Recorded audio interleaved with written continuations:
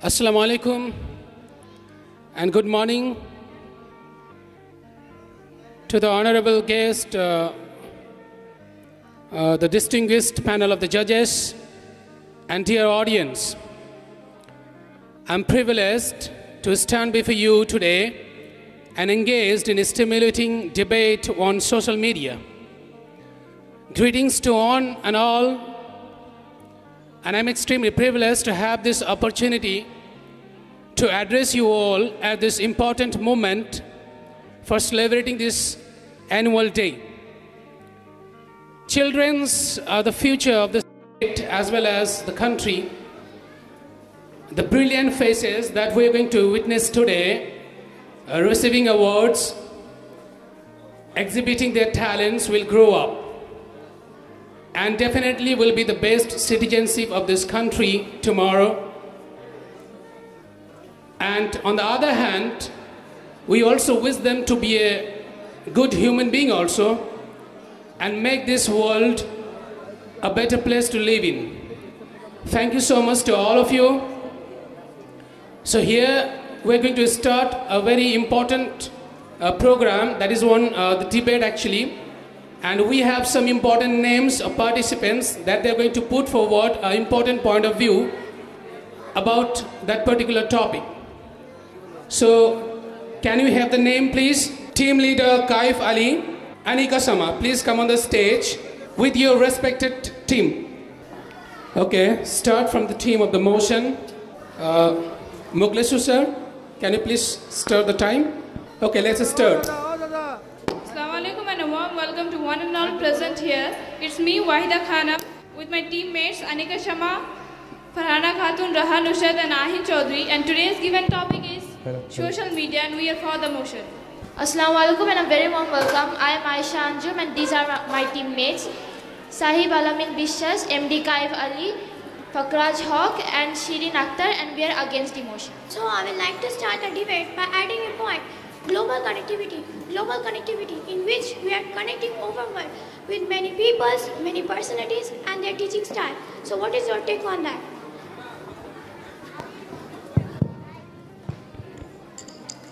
I respect your opinion, it's a valid point, but it decreases face-to-face interaction and physical interaction which may cause harm in a relationship. And I would like to add one more point, that is misinformation. From social media, misinformation and fake news can be spread. So what is your take on that? I respect your point to some extent, but social media provide platforms like video calls where their real-time conversation is held. And also let me counter your second point that misinformation and fake news can be spread physically also. What is your thought on this? I respect your point to some extent, as you have mentioned that miscommunication can also spread physically, but miscommunication which spreads socially or in social media spreads more wider and it can go through globally, as miscommunication physically can stay in a limited place. I would like to add a point which is online fraud, where online fraud through social media such as identity theft and phishing. What is your take on that? Let me rectify you, dear, that you're talking about online fraud. The thing you're talking online fraud, we're getting to know about that online fraud through social media only, and we're able to catch those criminals who are doing this fraud through social media only. So what is your opinion on that? It's a valid point, but maximum times the cyber cell or cyber security fails to catch the culprits, and the cyber cell is not always dependent on social media only. They use another strategies or ways to catch the culprits. And I would like to add one more point, that is addiction. Social media, excessive use of social media may cause addiction and health issues, sleeping anxieties, etc. So what is your take on that? I respect your point, but everything must be in a limit, and the uses of social media also must be in a limit so that you can take away from those health issues. And I also like to add a point, cheap communication. Through social media, we just need to buy the internet, so it's very cheap for the people and it is affordable price for everyone. Yes, you have a right point, but how can you be assured of that? The person to whom you are talking is the actual person you are thinking of.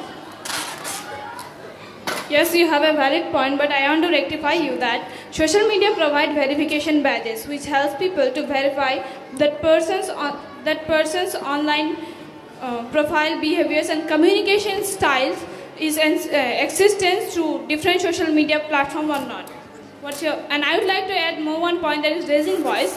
Social media is a platform which is giving a chance, opportunity to rural area people who cannot directly go to the government and raise their voice. So it is helping them to raise their voice through social media and spreading widely. What's your take on that? Definitely, sister, you had a valid point, but I want to correct you through some extents that the video which they are making to raise the voice to the government, what is the assurity and guarantee that that video which they are making is not corrupted, or the people who is making the video is not corrupted and been bribed by the parties and the officers? And also I would like to add the point that while using social media, peoples and children are skipping the real world. They are getting in an imaginary world and they are living in an imaginary world, which is actually not good for the youth and our next generations. What is your take on that? I respect your point, my dear brother, but the fact here is social media does not isolate us from the real life world, but to some extent it connects us to the world. As because, for example, you're staying here, but what is going in Palestine and Israel, you're getting to know all this through social media. And to some extent we can thanks to social media for spreading this type of things. And what is your take on the cultural exchange and the diversity of the platform that social media provides to us? Yeah, you have a very good point there, but let me point out the mistake there. The thing is that you talk about isolation, it connects you worldwide, but it keeps you in isolation from your social surroundings. Socially, it isolates you. You miss out many things in your surrounding and you focus on connecting globally. And how can you assure that that the news you're talking about is totally true and genuine news?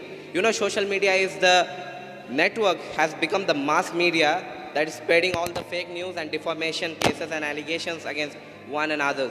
You cannot rectify it totally, can you? And I would like to give a point that use of social media, especially in the youth and student generation, has caused many mental disorders. How will you deal with that?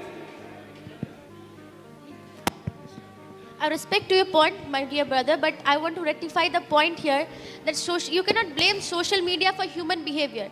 You cannot neglect all the positive side that social media provides for the 10% of the harm that it does. Because as we all know, everything has the negative and positive side. You cannot blame the fractional percentage of the negative side for the corruption of the human brains. This is human nature to make things wrong, and you cannot blame social media for that. And what is your take on that? That social media gives us this platform where we are able to start up the new business ideas and provide a large scale to small entrepreneurs. Definitely, sister, you had a valid point, but I want to add few more points in your given points that while starting a new startup or a business through online, if a person uses different account just to make a fraud account like yours and gives a spy account, example, if I am opening a business account for any like bags or shoes, if I have kept the name, it's like Kaif company. So what is the guarantee that someone else will not open the name Kaif's company and he may use my user data and all? I may be trapped there. I may be falling in debt. And second point, which I want to add, nowadays the main point is totally students and generation are dependent on social media. They are definitely going out through their own skills. They cannot think of different and go to imaginations. So why should we depend on social media for thinking something? Why can't we rely on physical activities? Why can't we take ideas from our elder generations? Why to be dependent on social media? What is your take on that? So I want to add the point here that the fraud you're talking about, it is only not done through social media. You cannot blame social media for all the fraud activities. It is also happened physically. And the second point that you added was about the thing here you need to understand, like we all need to agree with, that everything we cannot blame on social media for its harmful effects. everything that is present in this universe, everything has two sides. A coin has two sides. If you focus on the negative, it will give you the negative feedbacks. And if you follow the positive side, it will give you the positive feedback. For that, you cannot stop our developing India to grow. As we are developing, with the world is developing with technology, we the Indians, we the national Indian citizens, we also need to develop. And for that, we need social media to connect worldwidely, and we need social media to help us. So what is your take on that? Your point is to be respected, but let me point out there that you're talking about that we cannot leave social media for its negative effects. But you know, when you see in the real comparison, the negative effects are much more than the positive effects, and the negative effects sideline the positive effects. In today's generation, especially in a country like India where it is a developing country, you cannot assure the social media's usage will always be in the positive side. You can never ensure that. Even though some things are censored by the violent things, but it is impossible to ensure that only the correct media flows in the social media. And what is your take that the inappropriate, violent content, seditious content is being circulated in the social media, which the inappropriate age groups are exposed to, which is creating a really bad effect on the minds of youth in the society. And it is also destroying the peace that is, and the harmony that is required in the society. How would you like to deal with that? Yes, you have a valid point, dear brother, but you are wrong about the ratio. You don't know what technology has done to India in this developing era, and the thing you're talking about, violent control, there are terms and privacy for that. And what do you think about mass communication that social media provide us? Definitely. The point you have said about that privacy and terms of concern, we cannot be 100% guaranteed that our data are private. It may be leaked somewhere else. ISP provided by the government, it is not that secure, 100% secure. I am using internet, I am using social media, I have my personal data. There is no guarantee that I am having my full security while using social media. What about a student? If he is sharing his personal data in social medias nowadays, what if it gets leaked? Might be someday. What about his next career? Blackmails and many more smugglings are going on through this. What is your take on that? Don't you think this will definitely harm a student's life, which may lead to suicide and physical, mental harassments and all? My dear brother, the things that you're talking about, suicides and all, these are not only related to social media, these are different perspectives for different views. But the fact here it stands that you are blaming social media for the mental health, where the social media has done an extreme job in terms of technology, in terms of taking India to another level and connecting globally. But the fact here I want to add is the social media which provides this much of the features, you cannot blame it for these cyberbullying and these things, as because our terms and conditions are improving day by day and government is trying their best to solve these problems. But due to these few glitches, you cannot tell that social media is completely harmful for us. Even you have to agree that social media does a plenty of things and it is very important for us. So what is in your take on that?